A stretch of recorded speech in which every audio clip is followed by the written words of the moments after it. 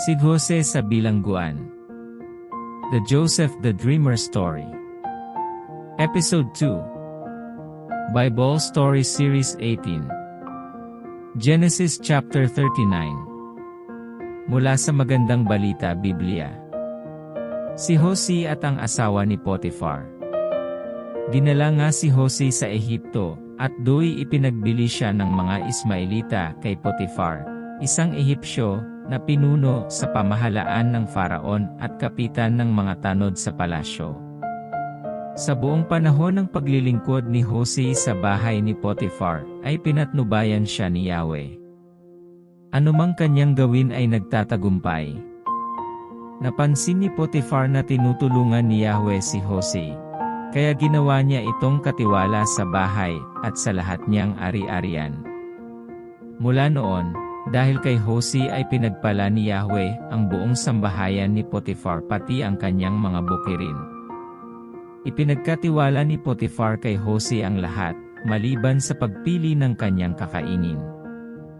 Si Jose matipuno at magandang lalaki. Dumating ang panahon na pinagnasaan siya ng asawa ni Potiphar. Sinabi nito, "Sipingan mo ako." Tumanggi si Jose at ang sabi, "Panatagpo ang kalooban ng aking Panginoon sapagkat ako'y narito."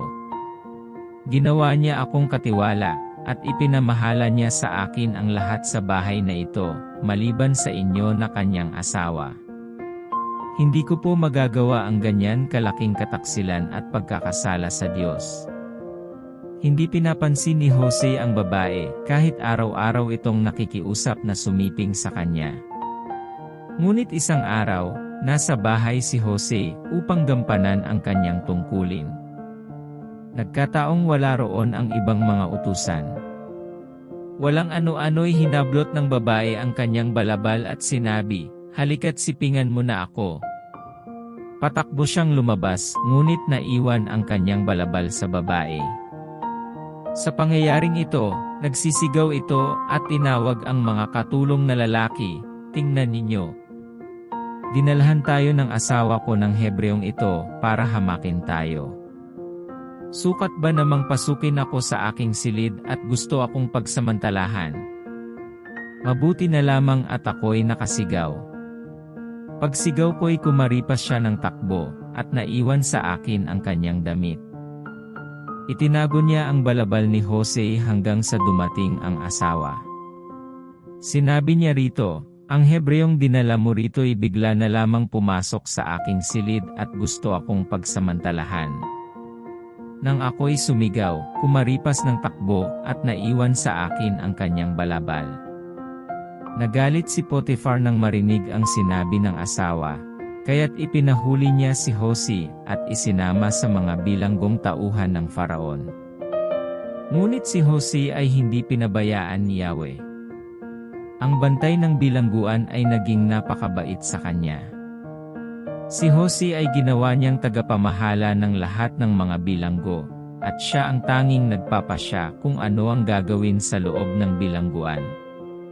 Hindi na halos nakikialam ang bantay ng bilangguan sa ginagawa ni Jose, sapagkat si Yahweh ay kasama nito at pinagtatagumpay siya sa lahat niyang gawain. Kung nakarating ka sa bahaging ito ng video kapatid, 100-fold of blessings to you sa panunood at pakikinig ng salita ng Diyos. Tatlong importanteng tanong.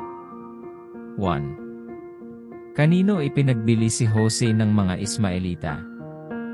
2. Ano ang nakuha kay Jose bilang ebidensya upang mabilanggo? 3.